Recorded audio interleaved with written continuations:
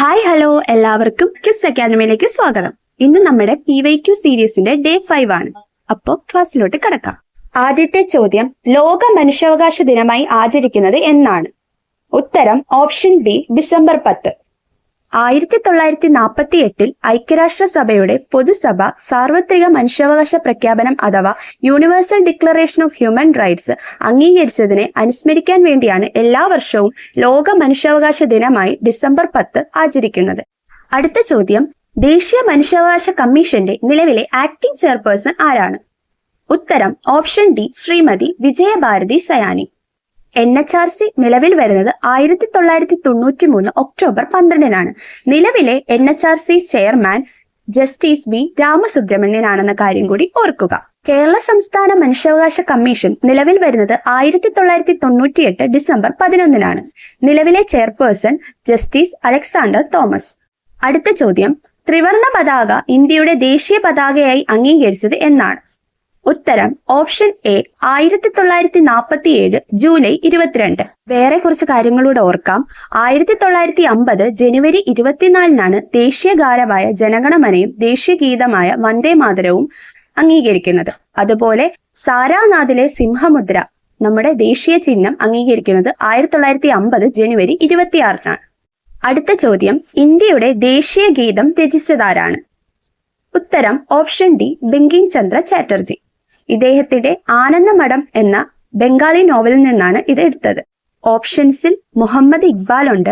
സാരേ ജഹാംസെ അച്ച എന്ന ഗാനം രചിച്ചത് ഇദ്ദേഹമാണ്. അടുത്ത ചോദ്യം, ഇന്ത്യയുടെ രണ്ടാമത്തെ ആണവോർജ ബാലിസ്റ്റിക് അന്തർവാഹിനി? ഉത്തരം ഓപ്ഷൻ സി INS അരിഗട്ട്. ഇത് കമ്മീഷൻ ചെയ്തത് 2024. ഇന്ത്യയുടെ ഒന്നാമത്തെ ആണവോർജ ബാലിസ്റ്റിക് അന്തർവാഹിനിയാണ് INS അരിഹന്ത്. ഇത് കമ്മീഷൻ ചെയ്തത് 2016. ഇന്ത്യയുടെ മൂന്നാമത്തെ ആണവോർജ ബാലിസ്റ്റിക് അന്തർവാഹിനിയാണ് INS അരിദമൻ. ഇത് കമ്മീഷൻ ചെയ്തത് 2026. അടുത്ത ചോദ്യം, താഴെ തന്നിരിക്കുന്നവയിൽ ശരിയായ ജോഡികൾ ഏതെല്ലാം? മന്നത്ത് പത്മനാഭൻ സമത്വ സമാജം, VT ഭട്ടതിരിപ്പാട് യോഗക്ഷേമ സഭ, കുമാരഗുരുദേവൻ ആത്മവിദ്യാ സംഘം, പണ്ഡിറ്റ് KP കറുപ്പൻ അരയ സമാജം. ഉത്തരം ഓപ്ഷൻ ബി 2ഉം 4ഉം. സമത്വ സമാജത്തിന്റെ സ്ഥാപകൻ വൈകുണ്ഠസ്വാമികളും ആത്മവിദ്യാസംഘത്തിന്റെ സ്ഥാപകൻ വാഗ്ഭടാനന്ദനുമാണെന്ന കാര്യം കൂടി ഓർക്കുക. എങ്കിൽ കേരളത്തിന്റെ മദൻ മോഹൻ മാളവ്യ എന്നറിയപ്പെടുന്നത് ആരാണ്? ഉത്തരം കമന്റ് ചെയ്യൂ.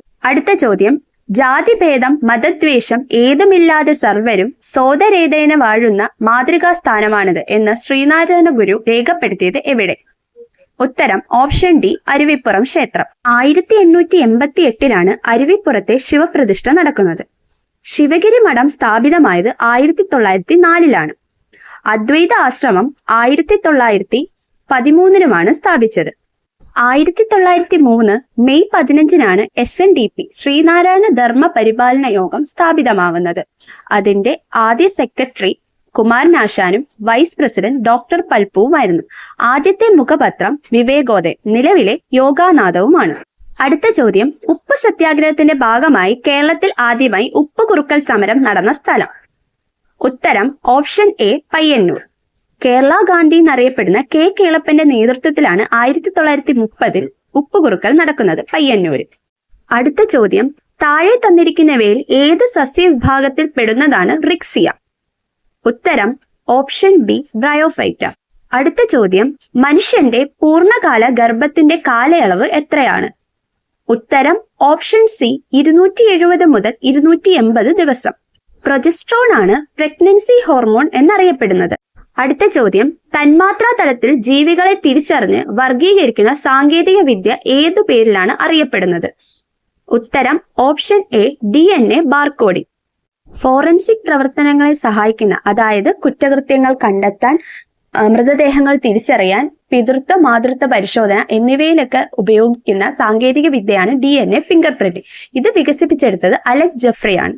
അടുത്ത ചോദ്യം, താഴെ പറയുന്നവയിൽ ഏത് ഹോർമോണാണ് കൃത്യമായി പ്രജനന കാലഘട്ടമുള്ള ജീവികളിൽ ലൈംഗിക പ്രവർത്തനങ്ങൾ നിയന്ത്രിക്കുന്നത്? ഉത്തരം ഓപ്ഷൻ ഡി മെലാറ്റോണിൻ.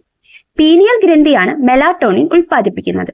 അടുത്ത ചോദ്യം, കേരളത്തിലെ ആദ്യത്തെ ജലവൈദ്യുത പദ്ധതിയായ പള്ളിവാസൽ ഏത് നദിയിലാണ്? ഉത്തരം ഓപ്ഷൻ എ മുതിരപ്പുഴ. മുതിരപ്പുഴ പെരിയാറിന്റെ പോഷക നദിയാണ്. 1940 പള്ളിവാസൽ പദ്ധതി ആരംഭിക്കുന്നത്. അടുത്ത ചോദ്യം, നീല വിപ്ലവം ഏത് മേഖലയുമായി ബന്ധപ്പെട്ടിരിക്കുന്നു? ഉത്തരം ഓപ്ഷൻ ബി, മത്സ്യം. ധവള വിപ്ലവം അഥവാ ഓപ്പറേഷൻ ഫ്ലഡ് എന്നത് പാൽ ഉൽപാദനവുമായി ബന്ധപ്പെട്ടതാണ്. ധവള വിപ്ലവത്തിന്റെ പിതാവെന്നറിയപ്പെടുന്നത് വർഗീസ് കുര്യനാണ്. അടുത്ത ചോദ്യം, ഗുരുവായൂർ സത്യാഗ്രഹത്തിന്റെ വോളണ്ടിയർ ക്യാപ്റ്റൻ. ഉത്തരം option C, AK Gopalan. 1931 Guruvayur സത്യാഗ്രഹം നടക്കുന്നത്. ഇതിന്റെ ആദ്യത്തെ സെക്രട്ടറി K കേളപ്പനും ആദ്യത്തെ പ്രസിഡന്റ് മന്നത്ത് പത്മനാഭനുമാണ്. P കൃഷ്ണപിള്ളയാണ് ഗുരുവായൂർ ക്ഷേത്രമണി അടിക്കുന്ന ആദ്യ അബ്രാഹ്മണൻ. അവസാന ചോദ്യം, സ്വാതന്ത്ര്യാനന്തരം ഒരു ഒളിമ്പിക്സിൽ ഇന്ത്യക്കായി 2 മെഡലുകൾ നേടുന്ന ആദ്യ താരം. ഉത്തരം option B, Manu Bhaker. 2024 Paris ഒളിമ്പിക്സിലാണ് ഈ നേട്ടം കൈവരിക്കുന്നത്. മനു ഭാക്കർ ഷൂട്ടിങ്ങുമായി ബന്ധപ്പെട്ടതാണ്. ഇതോടുകൂടി വീഡിയോ ഇവിടെ അവസാനിക്കുന്നു. വീഡിയോ ഇഷ്ടമായെങ്കിൽ ലൈക്ക് ചെയ്യാനും സബ്സ്ക്രൈബ് ചെയ്യാനും മറക്കല്ലേ. അടുത്ത സീരീസുമായി കാണുന്നവരെ ബൈ.